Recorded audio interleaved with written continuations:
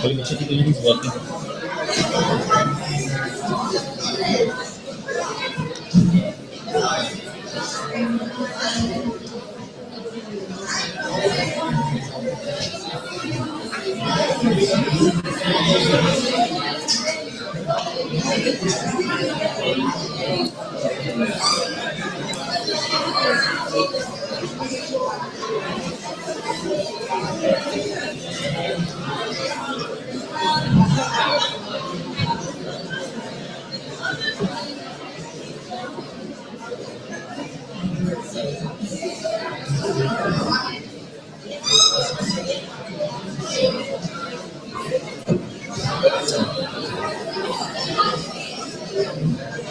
I just have to hang around this computer.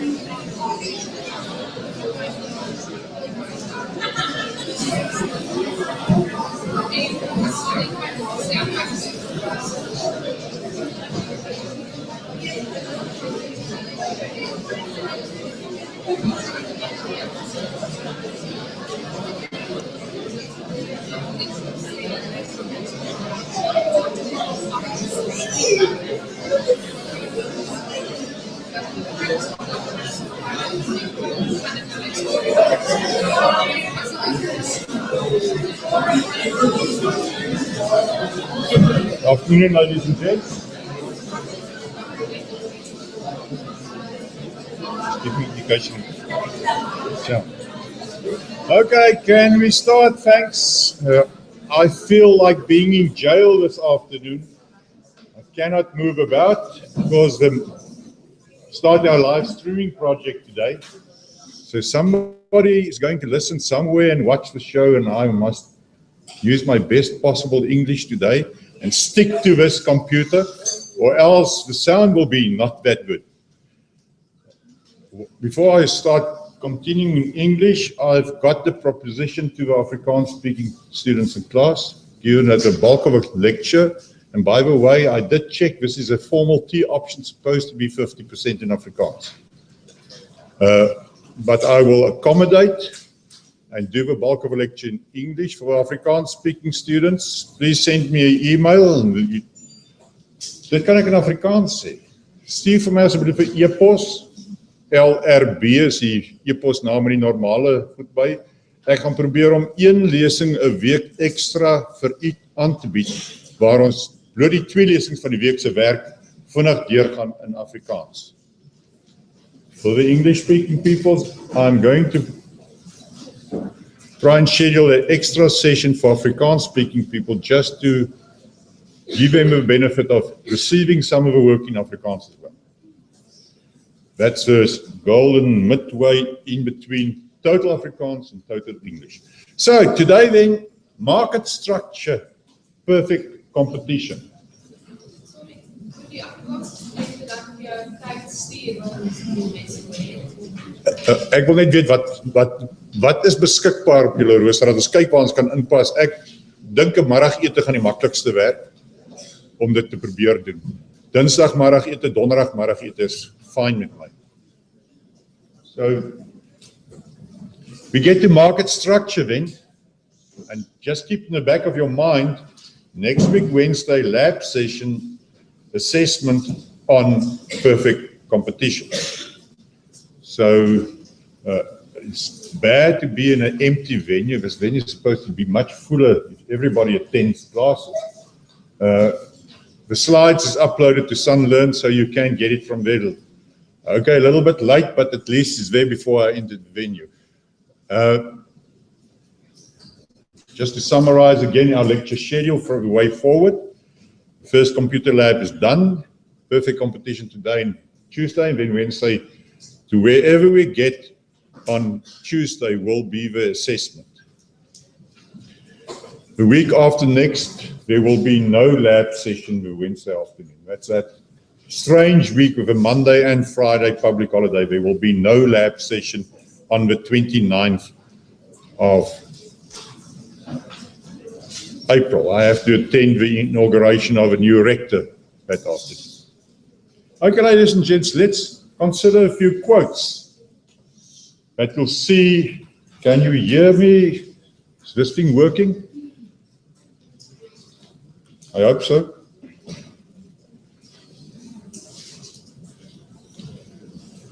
The first quote is this by Joan Robinson, a renowned economist. By perfect competition, I propose to mean, as typical economist, there's no fixed definition. I propose to mean a state of affairs in which the demand of an output of an individual seller is perfectly elastic. If you did do elasticity, that means a 1 unit increase in the price will have a 1 unit decrease in the quantity demanded. Not elastic, not inelastic, perfect elasticity. The second one by Oscar Lange, the system of free competition is a rather peculiar one. Its mechanism is one of fooling entrepreneurs. It requires the pursuit of maximum profit in order to function, but it destroys profit when they are actually pursued by a larger number of people. More competition in a market means a lower price, less profit. So you want maximum profit. Perfect competition tells you you're not going to attain it. In terms of yesterday's lab session, you're not going to make profit apart from economic profit. Profit stops at economic profits. Third one by Adam Smith, the father of modern economics. The price of monopoly is upon every occasion the highest which can be got. A monopoly can charge the highest possible price in the market. No competition versus perfect competition, all the competition you can think about. Now let's then consider first properties that goes, irrespective of market form, applies to any community. We've got this range of starting from maximum competition, operational word is competition, mededingingsgraad, starting from perfect competition, dan monopolistische mededinging, only a few competitors, then an oligopoly, 2 persons in the market, and then a monopoly, geen mededinging. Dit beteken, jy kan maak wat jy wil. If you're in a monopoly, you can do whatever you want to. It's like being an academic and you claim academic freedom. You can do whatever you want to. Nobody can interfere with you in that sense. This market structure requires of us to look at the properties of, or the features. Sorry about that typing error. I was a bit stressed about this new experience of this afternoon, so I did the wrong typing error, but I will correct it sometimes next year. I'm not going to revisit these slides. It's done now for this year. So the market structure, you see it summarized on page, what is it? 164 in the English book. I haven't got, unfortunately, the Afrikaans book with me. The first 4, ladies and gents, is the more important ones. Yeah, the first 4. Number of firms, die Afrikaans people, nou praat as Afrikaans, by volmaakte mededinging is daar geen firma groot genoeg wat die markprys kan beïnvloed. Dit het 'n perfect competition. Nature of a product, its first complete perfect competition is homogeneous or standardized. You cannot even distinguish between products looking at the label. That is the true meaning of homogeneous products. Entry completely free. That means you can enter or leave a market whenever you feel like it. The last one, collusion or information, complete information. You know exactly what your competitor is going to do. That is the straw man that we set up. The perfect competition format you won't see in the real world out there. Die laaste 4 eienskappe, as ek maar Afrikaans kan praat, collusion, samewerking, samespanning, is not possible. Jy kan nie saamspan of die mark probeer beïnvloed. Collusion features in the oligopoly. 2 or 3 competitors, and you can meet in the Cayman Isles and decide on a strategy that you're going to follow, influencing the market price. Firms control the price of a product, none up to total control. Versus demand curve, horizontal at the price, and then only normal profit allowed. That is the perfect competition case that we're going to look at in this chapter. The other 3 then to follow a little bit later. I think the collusion one is probably the more interesting one. Complete or no collusion to irrelevant. You're only a competitor in a market. There's no need to collude with anybody. Daar dan die Afrikaanse goed, ek gaan weer terugverwys na hierdie, soos ons aangaan na die volgende 2 hoofstukke, gaan ek weer na hierdie eienskappe kyk. So ek sal moet terugkom na die slides toe om veranderinge te maak.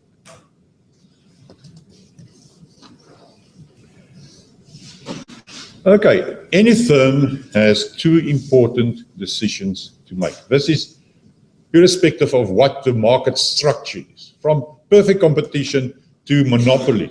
This is valid for all possible firms in all possible market structures.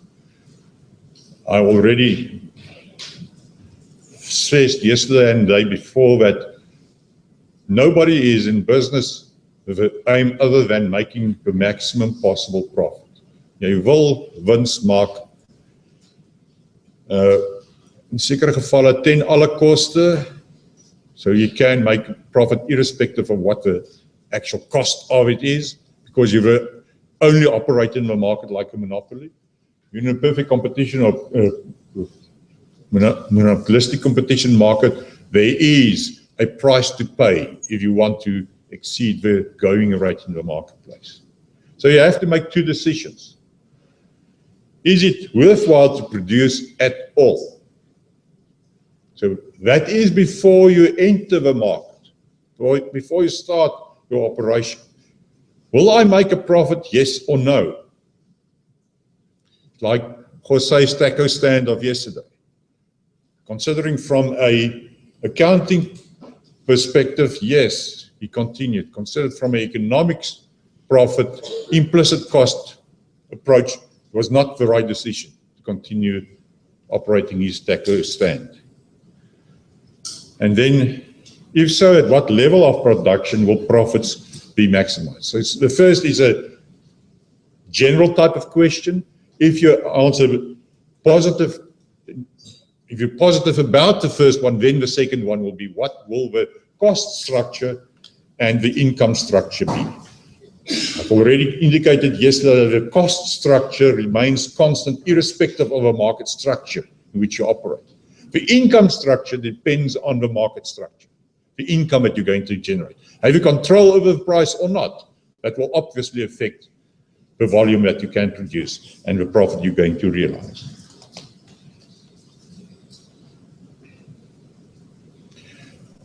So let's look at the equilibrium conditions for any firm. And let's start from the negative point of view. You all are already producing. When are you going to shut down? This is one point of entry. The other one is, what's the profit maximizing rule? So let's look at the negative a little bit first. And you see this flow diagram in box 10.1 and a little discussion around it you'll find there. Normally the price will be equal to the average revenue. Average revenue is total revenue, where total revenue is price times quantity. So average revenue is total revenue divided by quantity, and that equals price. The question is, do you control the price, yes or no? Have you got an influence on the price? And then the simple question is it below average cost? Is the price higher than the average cost? If yes, you can continue to produce. If no, and this is where the interesting bit comes in. It's in all choices in life. As soon as you do the no option, there's again two options. Luckily, that ends after another two options. If you say, no, I cannot really continue because the price I receive is more than the cost, or less than the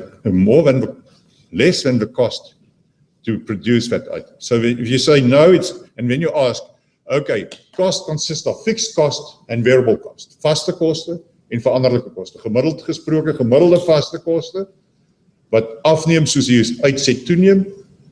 Average fixed cost decreasing as output increases is a fixed amount divided by an increasing number below the line. So average fixed cost decreases over time. And then variable cost that has direct cost of producing items. Total variable cost will increase as you produce more. And the rate of increase depends on the law of diminishing return. So if you answer yes, at least I recover my variable cost, then you will continue producing. If you say no, I do not recover my variable cost, then I stop or shut down my operation.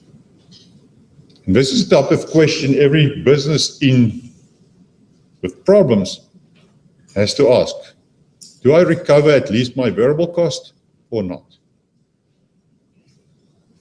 If you recover it, carry on, but be vigilant and keep an eye on your cost. So you can use Eskom as example. They are currently busy trying to recover lost income, threatening municipalities to stop producing or supplying electricity, because the 20 top municipalities owe them more than 4 billion rand. And now I heard Solidarity is going to take court action against Eskom, because it's not, now you stop supplying electricity to the municipality, but the actual users in the municipality, they have paid their electricity account. So why punish the people that pay? It's the municipality that you have to punish. So let's take the mayor and put him in jail. Something like that. Eskom's case at this point is nothing else than this. Cost versus income consideration. So profit maximization will occur when total revenue exceeds total cost in the aggregate. So you will keep on producing more and more and more so that you maximize the difference between revenue and total cost. Remember, ladies and gents, total cost can be considered as explicit cost and the implicit cost. Don't forget about the implicit part when you start looking at profit. From an accounting perspective, explicit cost is then equal to total cost subtracted from total revenue. That leaves the case like Jose's taco stand of yesterday. As soon as we add in the implicit cost, then revenue is less than cost. So that's a decision you have to take. Am I looking at the short run possibility to keep on producing where I recover at least my variable cost? Or do I look at the long run situation where I have to recover all of my cost? That means the difference between implicit cost or explicit cost, and opportunity cost. So you will produce optimally where marginal revenue is equal to marginal cost. The cost of producing the last unit must equal the income received from selling the last unit. Then you recover your cost. If its marginal revenue is less than marginal cost, you have to reduce production. If marginal revenue is higher than marginal cost, you have to increase production. The aim is maximum profit. Maximum profit occurs when marginal revenue equals marginal cost. So a close look at your cost and income structure and the actual figures every month, every week, every day is very important in any business concern. So it's useless to keep on producing for a year or 2 years and then only realizing I'm busy making a loss for the last 18 months. So ladies and gents, knowing the cost of a business is very important. The price side depends on the structure. The cost side, irrespective of the structure. So what I've already said, and I tend to run ahead of my slides, if firms continues producing beyond this MRMC equation, the cost of producing each additional unit will be greater than the revenue gained. How do you reduce cost? By producing less. How do you produce less in a short-run environment? You stop hiring new labor. In fact, you start firing labor. Get rid of your variable cost components. And that is labor. Dames en heren, in 'n kostebesparende omgewing, in die kort termyn, kan jy slegs koste bespaar deur van arbeid ontslae te raak. So can we afford Eskom to shed some labor? I don't think so. I have to produce more, not less.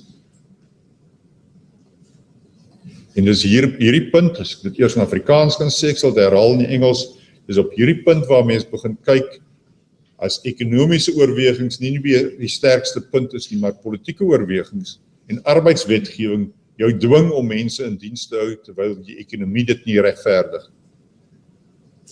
Dit dwing dan ondernemings om te sluit terwyl andersins kon aanhou produseer. And just said, in this cost-saving environment, if other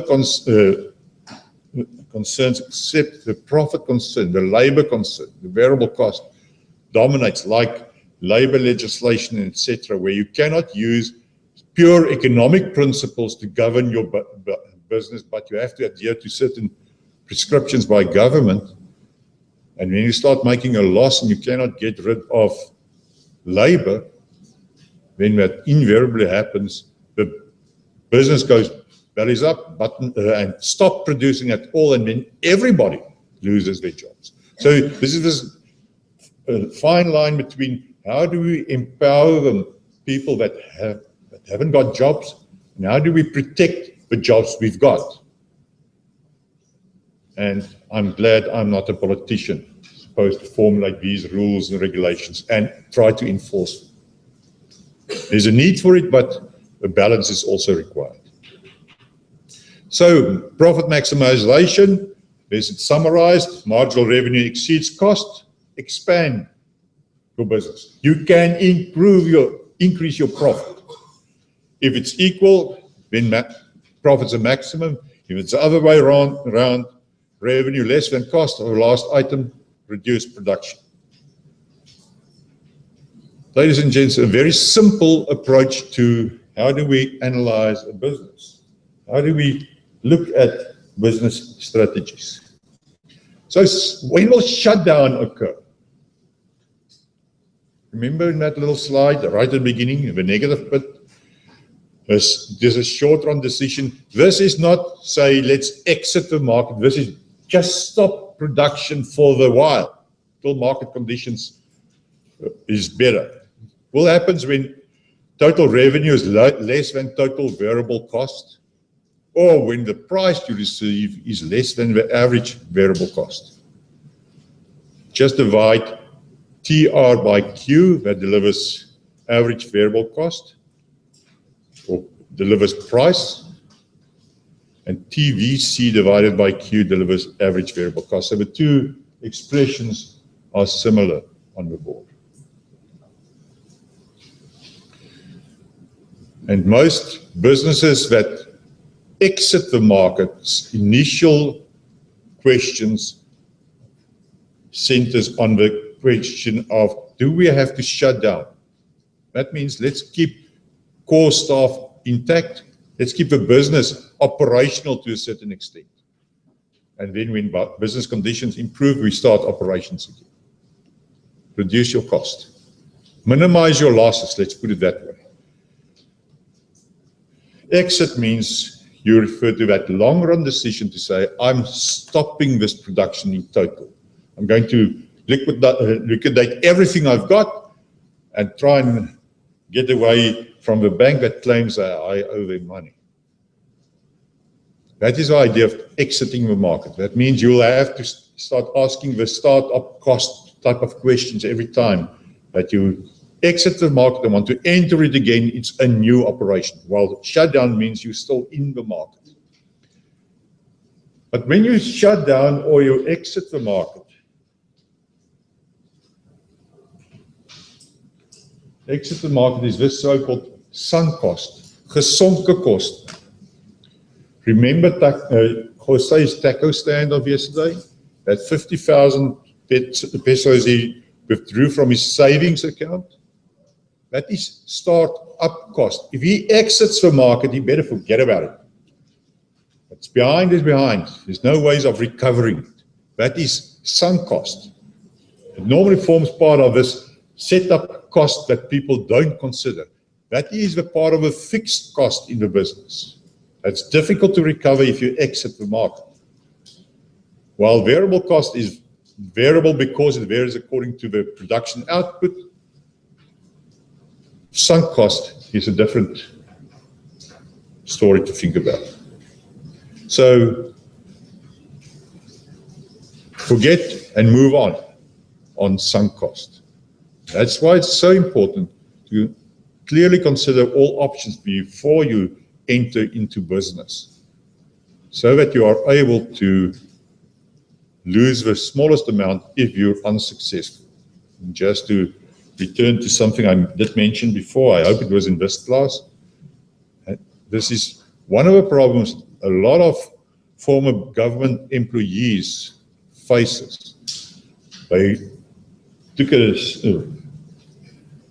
severage package from a government, skadingspakket, started a business. They know nothing about businesses, and they started this business, and 6 months down the line, they lose their sunk cost because they go bottoms up. No more business, no more pension money, and the kids have to provide for their survival. Think twice, and then another 2 times before you start a business. Think of all possibilities. So let's move on. What I've said up to this point is valid for all market structures. Now let's look at perfect competition. Perfect competition occurs when none of the individual market players, and I think that's an important thing to realize, can influence the price of a product. That means you are a price taker. Wie ook al in die mark is, in 'n volmaak mededingende omgewing, kan nie die markprys beïnvloed nie. Het sy die koper of die verkoper, buyer or seller, none of these entities are big enough to influence the given market price. So your decision to enter in a perfect competition market, remember, entry is very easy into a perfect competition market. Look at the summary of properties. You will be confronted by a fixed market price. And whether you enter the market and supply another few thousand items per year or per quarter to the market will not influence that price. So you've got the choice to make.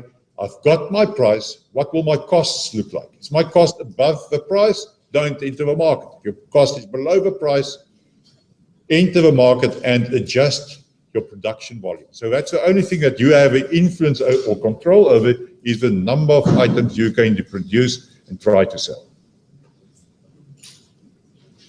So let's look at the conditions. Eers Afrikaans en dan 'n Engels een en dan Afrikaans een. Baie kopers en verkopers in die mark. So dit reeds gesê. No one's big enough to influence the market price. Second one, no collusion. Jy kan nie saamspan met iemand anders. You cannot really try and affect, influence the market. Homogeneous product. Alle produkte is dieselfde. Jy kan nie onderskei tussen die verskillende produkte. Products the same, no possibility to distinguish between them. Freedom of entry and exit. Nobody's going to force you into the market and nobody's going to force you out of the market. Solely your decision, whether you're going to do it or not. You've got perfect knowledge. Now, this is probably the most unrealistic assumption you can have in economics, that every role player in the market has perfect knowledge of the market. It's like entering, if there was price discrimination, prices can differ between companies. Do you think any pub in Stellenbosch will survive?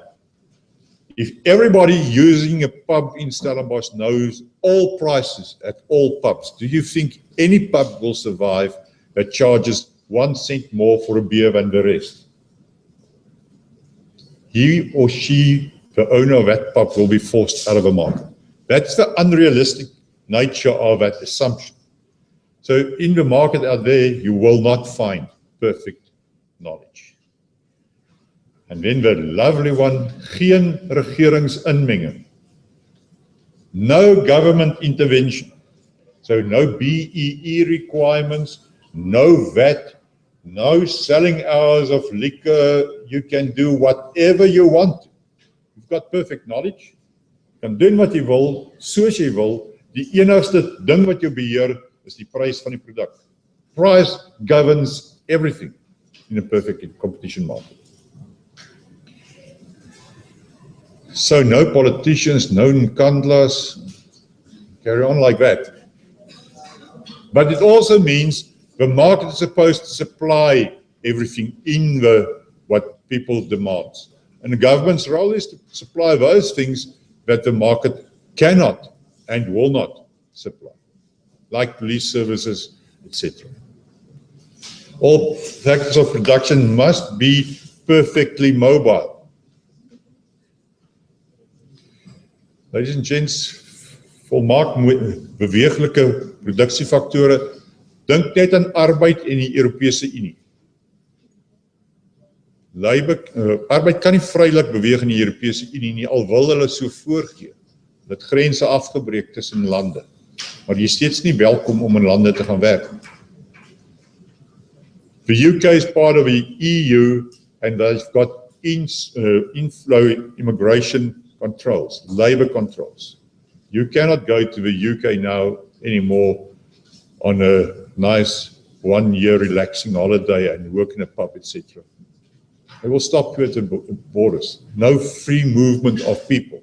We had it for many years in this country with influx control from the so-called homelands. People could not move freely to wherever job opportunities was. You can go back a few years, many years ago, mid-60s of the previous century. The government, that thing we want to get rid of, started a policy of border development. They say, let's tell the companies you can move to the border areas and produce there. Then you move your concern to the labor. The labor is not supposed to be in South Africa.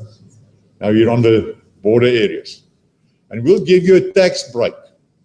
Whatever your training cost, you can write off 125% of that for 5 years. But there was no control. So they lost a hell of a lot of tax money, and no companies relocated to the border areas because they didn't check this. So all the companies stayed in the closest to the marketplace. Cheaper for labor to move. It's not the company's responsibility for labor to move. If you want to go and work in Joburg, it's your cost to move in. It's your cost to get to the workplace every day. It's the company's cost to transport final items to the marketplace. So, volkome beweeglike produksiefaktore, a bit far-fetched. But at least you get the idea of this perfect environment that does not exist. Let's see this then as a cornerstone for our comparisons. So we can learn a lot about functioning of markets, looking at a perfect competition. And first is the agricultural market. Not anymore, ladies and gents. Let me put it bluntly to you. The agricultural market 20, 30 years ago had a lot of small farmers that couldn't really influence the market price. The price was determined on an auctioneer basis in a fresh produce market or wherever, and you accepted whatever the market price delivers. So supply and demand to a large extent determined the price. Nowadays, you've got a lot of big corporates running the agricultural sector, and they are big enough to influence the market price. But think about a lot of producers producing a homogeneous product. Milk is milk. And you sell it to a lot of individuals in the marketplace that cannot really distinguish whether milk comes from factory A or farm A, B, C, or D. So it's a meaningful starting point for our analysis of the market structures to follow. And just to recap, the second one we're going to consider is monopoly. That's the other extreme point. There are examples of monopolies in our marketplace. SA Breweries was an example, but not anymore. Telkom is in a fixed line environment, basically still a monopoly. Eskom is a monopoly. Spoornet, Transnet is a monopoly. One supplier in the market. There is some examples. And then in between the two realistic ones, the oligopoly and monopolistic competition that we'll consider. That is towards the end of the semester, of this term. So we compare whatever to the perfect competition in mind. So you are price takers. And this is a weird concept to grasp, that you haven't got control over the price you're going to charge the individual that buys your product.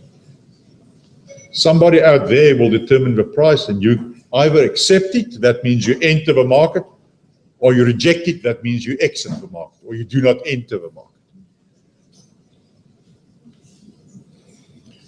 So let's look at the demand curve in a perfect competition environment for a product, ladies and gents.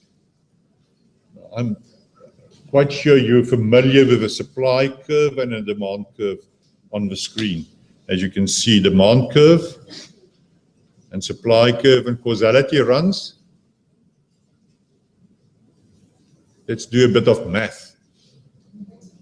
Normally in a graph, whatever is on the horizontal axis determines what will be on the vertical axis. But this is the wrong way around. Causality, direction of influence runs from price to quantity, the other way around. Economists tend to be weird sometimes. There's a good reason for this, falls outside the scope of this model. Why it is set up in this format? If you do a four-quadrant type of analysis, you are required to flip around the axis. But it tells you the quantity demanded. Remember the distinction between demand, the whole curve, and quantity demanded is a specific point on the curve. The quantity demanded is determined by the price. Quantity supplied by the price. So in a normal market, the higher the price, the more the supply. The lower the price, the higher the demand. But in a perfect environment, you are a given price. So all you have to determine is, I've got a demand curve at a specific price. The demand curve is basically the AR curve, or the marginal revenue curve, or the price curve. All you have to consider, what will my output level, my supply be in that market? Because you accept the price, yes or no. So let's look at a few concepts, and these will change as we carry on. The price is given in rand. You can read, there's 2 pages, I think, on this in the textbook. Price is given, you control the quantity. There's no cost structure involved for the moment. Total revenue, price times quantity. Marginal revenue, same as the price. Of course, price stays constant, but marginal revenue will be equal to price. Brings us back to marginal revenue equals price. Average revenue, total revenue divided by quantity. And again, back at the price. So the sole factor that determines operation in a perfect competition environment is the price. You confront the price you can get in the market with your cost structure. And the only conclusion or thing you have to determine is, what will be the quantity I'm going to supply in the marketplace. Okay, for next week, Tuesday, please read the balance of the chapter. That is basically from page 169 onwards. And it will go a bit faster pace and a bit more somikis and calculations and math. Thanks, ladies and gents. One more note, there's 6 slots available for sitting at home and having a glass of red wine while you listen to the lecture. 6 slots. Speak to Dr. Mahid now.